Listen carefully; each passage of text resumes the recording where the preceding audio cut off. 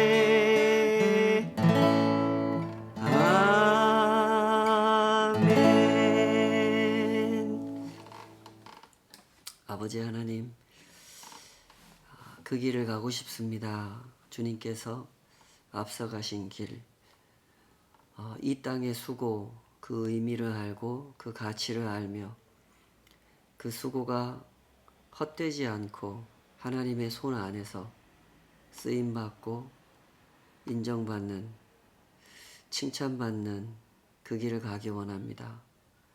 이 땅에 우리를 두신 이유를 알게 하여 주시고 그 이유를 따라 살아가기를 기뻐하는 종들의 마음가짐으로 오늘도 주의 말씀을 듣기 원하오니 우리에게 말씀하여 주시옵소서. 그 길을 따라 걷는 걸음, 그 영광, 그 기쁨을 주님과 함께 맛볼 수 있도록 우리를 붙잡아 주시옵소서. 예수님의 이름으로 기도하옵나이다. 아멘. 오늘 주신 하나님의 말씀은 시편 30편입니다. 시편 30편.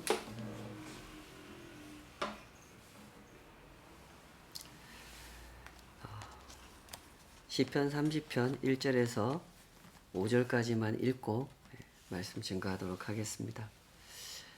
여호와여, 내가 주를 높일 것은 주께서 나를 끌어내사 내 원수로 하여금 나로 말미암아 기뻐하지 못하게 하심이니이다. 여호와여, 내 하나님이여, 내가 주께 부르짖음에 나를 고치셨나이다. 여호와여, 주께서 내 영혼을 수월에서 끌어내어 나를 살리사 무덤으로 내려가지 아니하게 하셨나이다. 주의 성도들아, 여호와를 찬송하며 그의 거룩함을 기억하며 감사하라. 그의 노염은 잠깐이요 그의 은총은 평생이로다. 저녁에는 울음이 깃들지라도 아침에는 기쁨이 오리로다. 아멘. 오늘 주신 말씀으로 기억하며 감사하라, 이런 제목으로 말씀 증거하겠습니다. 신앙생활을 하는 사람들은 자기 삶에 하나님이 간섭하신다, 이렇게 믿으면서 살아가는 사람들이죠. 때문에 이 사람들은 살아가는 동안 이런 생각을 최소한 한 번 이상은 해보았을 것입니다. 무엇인가 힘든 문제를 만났을 때 이 노래를 지은 시인처럼 목숨을 잃을 것 같은 질병에 시달리는 그런 어려움을 만나게 되면 그때 이 사람들은 이렇게 생각하죠. 내가 지은 죄 때문에 하나님께서 나에게 이런 벌을 주시는구나. 자, 우리 한번 생각해 보십시다. 과연 이 생각은 적절한 생각일까요? 아니면 합당하지 않은 생각일까요? 성급한 대답을 드리자면 이런 생각은 적절한 생각일 수도 있고 합당하지 않은 생각일 수도 있습니다. 제가 이렇게 답변 드리는 이유는 사람이 살아가는 삶이라고 하는 것이 아주 다양하기 때문에 그렇습니다. 예를 들어서 10명, 100명의 사람들이 암에 걸렸다고 해봅시다. 그럼 이 사람들이 전부 다 똑같은 원인에 의해서 암에 걸리는 것은 아니죠. 아주 다양한 각자의 이유와 원인이 있는 것입니다. 또 교통사고를 당하는 모든 사람들이 다 똑같은 원인에 의해서 교통사고를 당하는 것도 아니란 말이죠.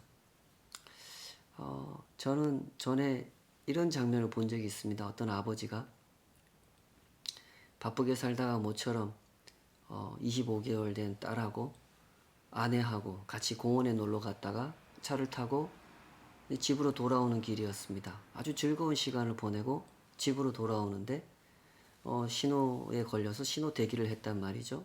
근데 뒤에서 달려오던 덤프 트럭이 와서 이 차를 그대로 들이받은 것입니다. 알고 보니 덤프 트럭 운전자가 졸음 운전을 하느라고 앞차를 발견하지 못하고 그대로 사고를 낸 것이죠. 그 자리에서 아내와 이 어린 딸아이는 목숨을 잃게 되고 혼자 살아남은 이 아버지만 하루하루 눈물로 세월을 채워가는 그런 모습을 본 적이 있습니다. 이분이 겪으신 일을 우리가 어떻게 설명할 수 있겠습니까? 삶이라고 하는 것은 이렇습니다. 우리가 겪으면서 살아가고 있는 경험이라고 하는 것은 아주 다양합니다. 아주 다양한 원인에 의해서 아주 다양한 결과로 나타나는, 우리는 그런 것들을 경험하면서 살아가죠. 그러므로 우리에게 반드시 필요한 삶의 자세라고 하는 것은 겸손입니다. 교통사고라고 하는 것이 그렇지 않습니까? 내가 신호를 잘 지키고 규정속도 잘 지키고 법규를 잘 지켰다고 해서 사고를 안 당하는 것이 아니지 않습니까? 인생에서 겪게 되는 모든 일이 그렇죠. 내가 나름대로 정직하고 성실하게 살았다고 해서 반드시 좋은 결과를 얻게 되는 것은 아니죠. 때문에 우리에게 정말로 필요한 자세, 그것은 겸손이라는 겁니다. 우리가 살아가는 삶이라고 하는 것이 이런 것이란 말이죠. 우리는 그 크기도 다 알지 못하는 바다 위에 던져진 것 같은 그 바다 위에서 조그마한 뗏목을 타고 있는 것 같은 그런 형편에서 살아가는 존재들입니다.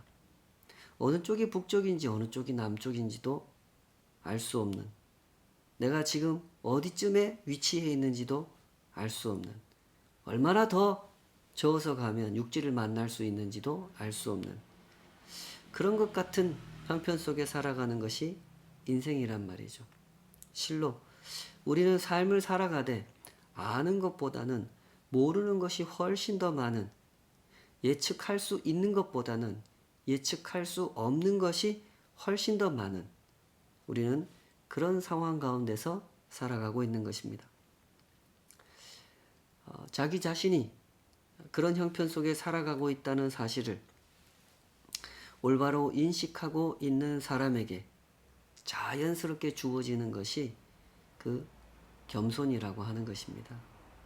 역설적이게도 그래서 사람들이 정말 그 얻고 싶지만 잘 얻지 못하는 것, 그게 겸손이기도 합니다. 사람들은 조금씩 경험이라는 것을 하고 뭔가 이렇게 했더니 잘 되더라, 이것을 경험하면서 조금씩 자신감을 얻게 되죠. 사실은 그렇기 때문에 뭔가 일이 잘 풀리는 경험보다는 여전히 알 수 없는 것이 더 많고 여전히 감당하지 못하는 것이 훨씬 더 많음에도 불구하고 근거 없는 자신감을 스스로 가져버리고 싶어 하는 것이 사람입니다. 때문에 사람들은 좀처럼 얻기 어려운 것, 그것이 겸손이라는 것이죠. 이 시인의 삶이 그랬습니다. 시인은 자신의 태도가 그렇게 교만했다고 고백하죠. 6절 7절에 보면 그의 고백을 이렇게 표현합니다. 내가 형통할 때에 말하기를 영원히 흔들리지 아니하리라 하였도다. 여호와여, 주의 은혜로 나를 산같이 굳게 하셨더니 주의 얼굴을 가리심에 내가 근심하였나이다.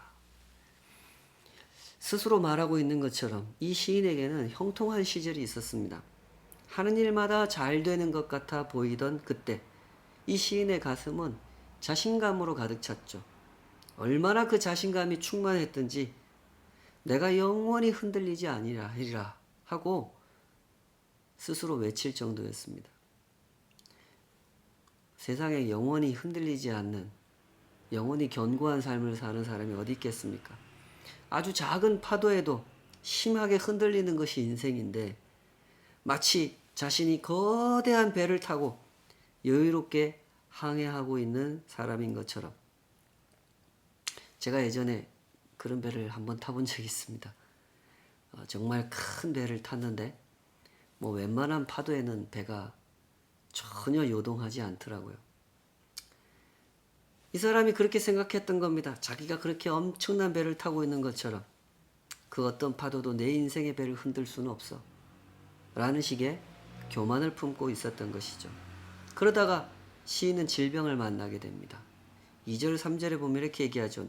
여호와 내 하나님이여, 내가 주께 부르짖음에 나를 고치셨나이다. 여호와여, 주께서 내 영혼을 수월에서 끌어내어 나를 살리사 무덤으로 내려가지 아니하게 하셨나이다. 이렇게 말하죠. 이 대목에서 우리는 이 시인이 죽을 병에 걸렸다가 그렇게 고생을 하다가 하나님께 치유를 받아 다시 살아났음을 알 수가 있습니다. 이런 경험을 통해서 이 시인은 비로소 진실을 대면하게 된 것입니다. 내가 아무리 엄청난 배를 타고 있다 하더라도 하나님께서 일으키신 폭풍 앞에 한낱 나는 조각배에 지나지 않는다는 사실을 직시하게 된 것이죠. 그래서 하나님께 간구한 것입니다. 그랬더니 하나님께서 그를 고쳐주셨고 이런 경험은 이와 같은 노래를 탄생시키게 되었던 것이었습니다. 우리는 이 노래를 접하면서 아주 중요한 사실을 발견하게 됩니다. 이 시인이 그가 경험한 은혜를 쉽게 잊어버리지 않고 겸손하게 기억하려고 했다고 하는 점이죠. 한번 조용한 시간에 살아온 삶을 돌아보시고 기억해 보시기 바랍니다. 우리의 삶에 이런 일이 참 많은 것 같습니다. 내가 입은 은혜, 나에게 은혜를 끼쳐 주신 분들의 그 수고와 헌신을 우리는 너무나 쉽게 잊어버린 상태로 살아갈 때가 많다는 사실을 부인하기가 어려울 것입니다. 사람의 마음이란 이렇게 간사합니다. 그때 그 도움이 없었다면, 그분이 나를 위해서 그렇게 일해 주시지 않았다면 내 인생이 어떻게 달라졌을지 모르는 그런 도움을 받았으면서도 우리는 살아가면서 내가 그 도움 받았음을 너무나 쉽게 잊어버리죠. 절대로 잊어서는 안 되는 것을 너무나 쉽게 잊어버리는 존재, 그것이 사람입니다. 그런 점에서 이 노래는 귀한 가치가 있습니다. 교만했던 그 시간의 어리석음을 기억하고 그것을 함께 기억해야 할 노래로 남겼다고 하는 이 모습이 참 귀한 것입니다. 개인의 경험이 모두의 경험으로 승화되어 하나님을 신앙하는 태도, 하나님 앞에서 살아가는 삶의 자세를 함께 돌아보았다고 하는 점이 참 귀한 것이죠. 4절 5절에 보면 이렇게 노래하죠. 주의 성도들아 여호와를 찬송하며 그의 거룩함을 기억하며 감사하라. 그의 노염은 잠깐이요 그의 은총은 평생이로다. 저녁에는 울음이 깃들지라도 아침에는 기쁨이 오리로다. 한 사람의 경험이 신앙 공동체의 노래가 되는 과정은 이런 것입니다. 한 사람의 경험을 모두에게 일괄적으로 적용시키는 것이 아니라 공통의 경험을 찾는 것이죠. 누군가 병에 걸리면 당신도 나처럼 교만해서 병에 걸렸군요. 하나님께 그거 벌 받은 겁니다. 교만해서 교통사고 당한 겁니다. 빨리 회개하세요. 이런 식으로 접근하는 것은 전혀 올바른 접근이 아니죠. 이 노래가 의도하는 것은 그런 것이 아닙니다. 주의 성도들아 여호와를 찬송하며 그의 거룩함을 기억하며 감사하라. 이것은 이렇게 단편적으로 나도 이렇게 경험했으니 당신도 그런 것입니다를 강요하는 것이 아니라 이 노래, 개인의 경험과 개인의 고백을 통해서 만들어진 노래가 모두의 노래가 될 수 있었던 것은, 모두의 노래가 됐다고 하는 증거가 바로 이 노래가 성경에 수록됐다고 하는 것이죠. 이렇게 된 것은 시인이 개인적으로 경험한 그 사건에서 시인이 스스로 성찰했던 내용, 성찰하면서 기도했고 기도하면서 깨달았던 사실이 다른 사람들에게도 아주 자연스러운 공감을 불러일으켰기 때문에, 그래서 개인의 노래에 머무르지 않고 모두의 노래가 된 것이죠. 하나님의 사람들에게 공유되는 깨달음이라고 하는 것은 바로 이런 것입니다. 내가 형통할 때에 스스로 말하기를 나는 영원히 흔들리지 않을 거야 라고 자신만만했는데 하나님께서 하나님의 얼굴을 가려버리시자, 시적인 표현이죠. 성경에 많이 나오는 표현인데요. 하나님께서 나를 돌보아 주시던 손을 거두어 버리시자 내가 깊은 근심의 나락으로 추락할 수밖에 없었다 라고 하는 것이 이 작은 인생을 살면서 이 사람이 깨달은 것이죠. 그것이 모두의 깨달음으로 공유가 된 것이죠. 형통의 근거, 삶의 근거가 오직 하나님께 있다는 것을 너무나 쉽게 망각하는 내 모습을 이 시인의 고백에서 다른 사람들도 발견하게 된 것이란 말이죠. 그래서 그의 노래를 나도 함께 따라 부르게 된 것이고 모든 성도들이 함께 부르게 되었다는 것이죠. 높아심의 말씀을 드립니다. 하나님께서는 우리의 잘잘못에 따라서 은혜를 베푸셨다가 또 금방 잘못하면 벌을 내리셨다가 이렇게 하시는 분이 아닙니다. 여러분의 경험을 잘 돌아보십시오. 하나님 앞에 잘못하면서 지냈던 시간들이 얼마나 많습니까? 그러나 그럴 때마다 벌 받으셨나요? 그렇지 않죠. 오히려 내가 잘못할 때도 하나님께 은혜를 받을 때가 훨씬 더 많았습니다. 만약 우리가 잘못할 때마다 하나님께 벌을 받았다면 이 세상에 목숨을 부지하고 살아남아 있을 사람이 누가 있겠습니까? 그러므로 어떤 문제를 만날 때 내가 잘못해서 벌 받았구나 라고 섣부른 결론을 내리는 것은 적절하지 않습니다. 성경을 보십시오. 우리 하나님은 그렇게 가볍게 은혜를 줬다가 가볍게 벌을 줬다가 그렇게 하시는 분이 아닙니다. 다만 이 시 속에 나타나는 시인의 마음, 하나님을 향한 내 마음을 점검하면서 살아가는 태도, 이것은 굉장히 중요합니다. 이 노래를 지은 시인이 고백하는 것처럼 우리는 쉽게 겸손해지지 않는 존재입니다. 역설적이게도 뭔가 일이 잘 풀릴 때 우리는 더 교만해지는 경향이 있단 말이죠. 때문에 모세는 가나안 땅에 들어가게 될 이스라엘 백성들을 향해서 이런 설교를 했죠. 신명기 8장 11절부터 18절까지 제가 빠른 속도로 한번 읽어보겠습니다. 들으시면서 이 설교의 주제가 무엇인지 한번 찾아보십시오. 신명기 8장 11절에서 18절. 내가 오늘 내게 명하는 여호와의 명령과 법도와 규례를 지키지 아니하고 내 하나님 여호와를 잊어버리지 않도록 삼갈지어다. 내가 먹어서 배부르고 아름다운 집을 짓고 거주하게 되며 또 내 소와 양이 번성하며 내 은금이 증식되며 내 소유가 다 풍부하게 될 때에 내 마음이 교만하여 내 하나님 여호와를 잊어버릴까 염려하노라. 여호와는 너를 애굽 땅 종되었던 집에서 이끌어내시고 너를 인도하여 그 광대하고 위험한 광야 곧 불뱀과 전갈이 있고 물이 없는 건조한 땅을 지나게 하셨으며 또 너를 위하여 단단한 반석에서 물을 내셨으며 내 조상들도 알지 못하던 만나를 광야에서 내게 먹이셨나니 이는 다 너를 낮추시며 너를 시험하사 마침내 내게 복을 주려 하심이었느니라. 그러나 내가 마음에 이르기를 내 능력과 내 손의 힘으로 내가 이 재물을 얻었다 말할 것이라.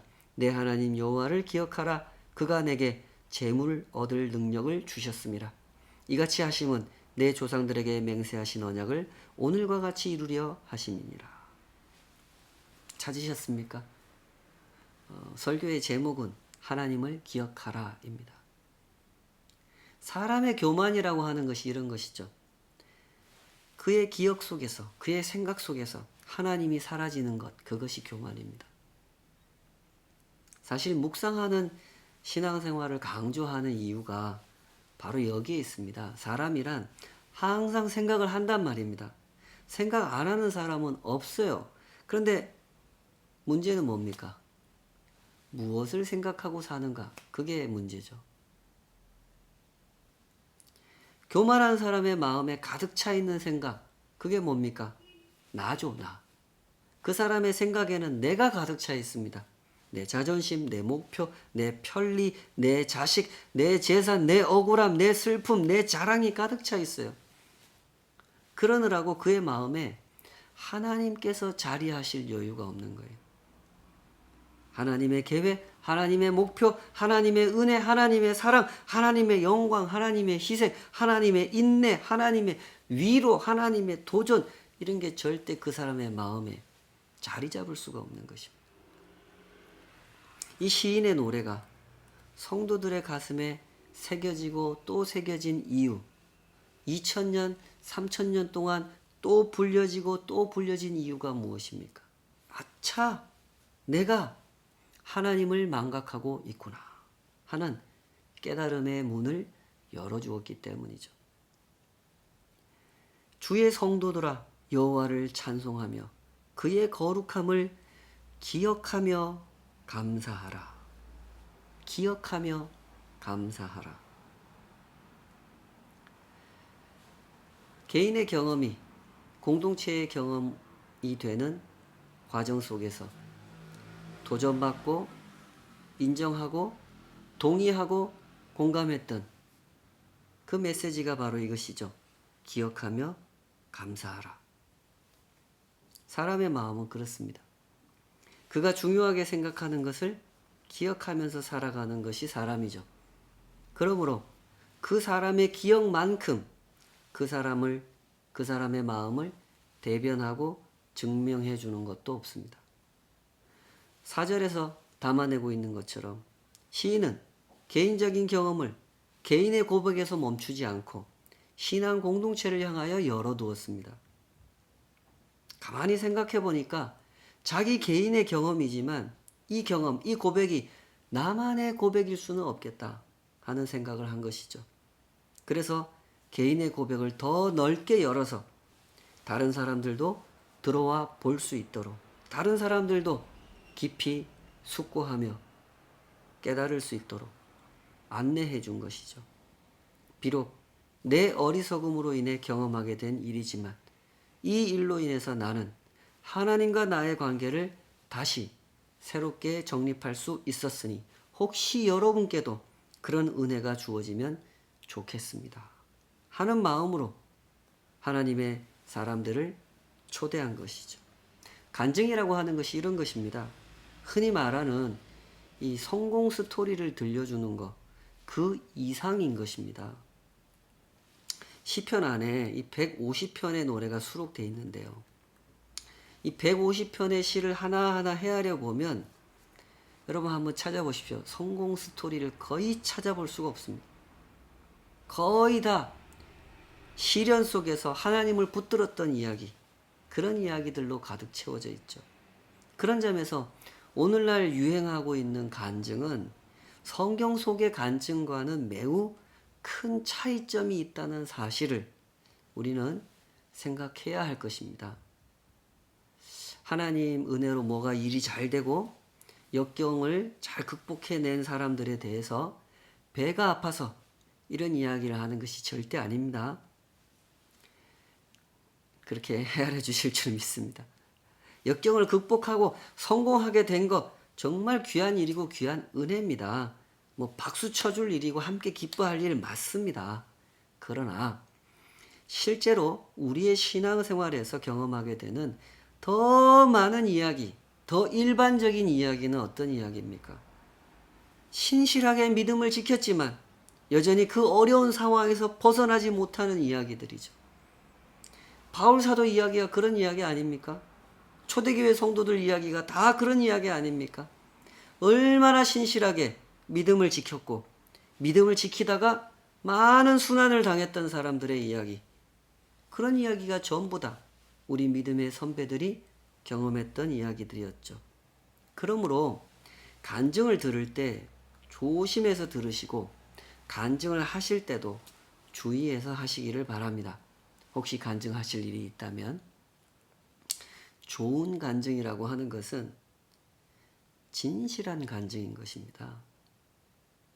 하나님과 듣는 사람들 사이에 서서 건강하게 소통하는 것, 진솔하게 나누는 것, 그것이 좋은 간증이죠.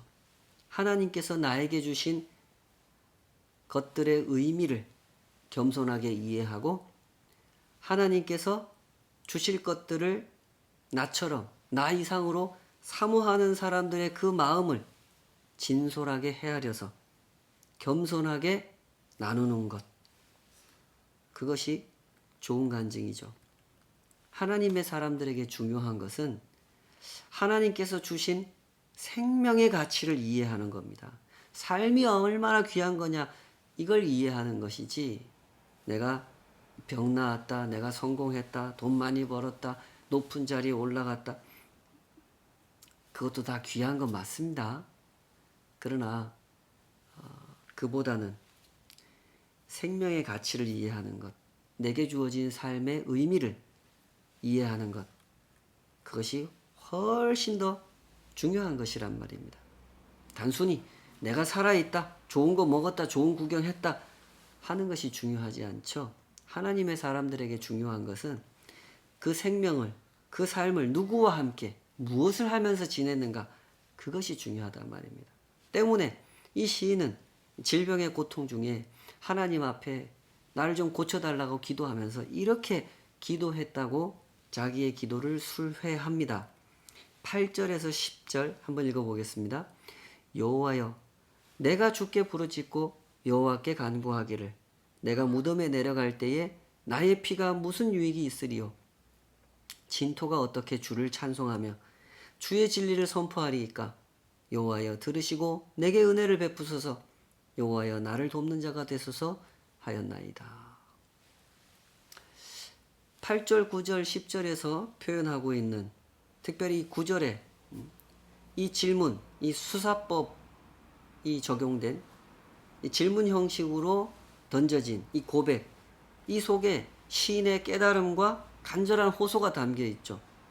그 대목을 표준세 번역으로 읽어보면 이렇게 되어 있습니다. 내가 죽은들 주님께 무슨 유익이 되겠습니까? 내가 죽어 구덩이에 던져지는 것이 주님께 무슨 유익이 되겠습니까? 한 줌의 티끌이 주님을 찬양할 수 있겠습니까? 한 줌의 흙이 주님의 진리를 전파할 수 있겠습니까? 시인은 비로소 삶의 의미를 생각했던 거죠. 고통 중에 진지하게 돌아본 삶의 의미, 그것은 내 자랑을 늘어놓는 것이 아니라 하나님을 찬양하는 것, 거기에만 삶의 의미가 있다는 것을 깨달았단 말이죠. 살아서 호흡하며 활동하면서 하나님의 은혜를 찬양하고 그 사랑을 노래할 수 있음이 얼마나 귀한 일인지 시인은 죽음을 대면하고 있던 그때 비로소 진지하게 다시 생각해 볼 수 있었던 것입니다. 사람은 이렇게 작은 존재입니다. 삶과 죽음의 경계선에 서서 저쪽으로 가면 그저 한 줌의 티끌이 되어 사라지는 것이고, 이쪽으로 오면 삶의 영광을 노래할 수 있는 존재가 되는 것, 그것이 사람이죠. 그 영광, 그 기쁨, 그 감사가 모두 하나님께로부터 나온다는 사실을 알고 하나님을 찬양하며 하나님께 감사할 수 있는 자리, 그 자리가 바로 우리가 살아가는 삶의 자리라는 것입니다. 우리는 모두 살아있음의 시간을 살아가고 있습니다. 그러나 그 시간의 영광도, 그 시간의 기쁨도 모른 채 시간을 흘려보내고 있다면 이보다 안타까운 일은 없겠죠. 시인의 노래를 통해서 우리는 다시 한번 이 삶의 진리를 배우게 됩니다. 교만한 사람의 기억 속에는 하나님이 계시지 않는다. 교만이란 무엇이냐? 그 사람의 기억 속에 하나님이 계시지 않는 상태, 그것이 교만이란 말입니다. 시편 이 30편과 함께 내 영혼이 기억하고 있는 것, 그 중심을 성찰해 보는 은혜로운 시간들이 되셨으면 좋겠습니다. 그렇게 각자에게 주어진 삶의 자리를 진정한 생명으로 차곡차곡 채워가는 삶의 기쁨을 누리시기를 주님의 이름으로 축복합니다. 아버지 하나님, 진정 삶이 무엇인지 알고 생명력이 무엇인지 알고 그 생명을, 그 삶을 누릴 수 있기를 소원합니다. 삶을 살아가면서도 죽음을 눈앞에 직면하고 살아가는 저희들이므로 때로 그 마음에 근심과 걱정을 쌓아가며 죽음이 내게 가까운 것을 그것 때문에 두려워하고 그것 때문에 점점 뒷걸음질 치는 우리의 연약한 마음을 주님께서 아실 줄 압니다. 주님께서 우리 앞에 삶의 길을 열어주셨으니 주님, 진정 그 살아있음의 길을 거룩한 생명력을 안고 살아갈 수 있도록 우리의 마음을 주장하여 주시옵소서. 우리가 매일 생각하는 것, 그 안에 하나님 계시기를 원합니다. 내 욕심, 내 자랑, 내 근심을 가득 채운 상태로 하루를 흘려보내지 않기를, 살기는 살지만 죽음의 시간으로 그 시간을 채워버리지 않기를 주님 앞에 간구합니다. 하루를 살더라도 그 시간을 생명의 시간으로 누릴 수 있기를, 주님과 함께 동행할 수 있기를 원하오니 주여 우리를 가르쳐 주시고 우리에게 삶의 그 의미와 가치를 깨닫게 하시며 주님과 함께 그 삶의 기쁨을 누릴 수 있도록 붙잡아 주시옵소서. 하루하루 주님을 붙들지 않고서는 삶의 의미를 헤아릴 수 없는, 주님, 저희는 그렇게 어리석은 존재들입니다. 결코 이 세상의 쾌락과 자랑과 그 어리석음과 버타여 그 안에서 삶의 이유를 찾지 않도록 우리를 붙잡아 주시옵소서. 예수님의 이름으로 기도하옵나이다. 아멘.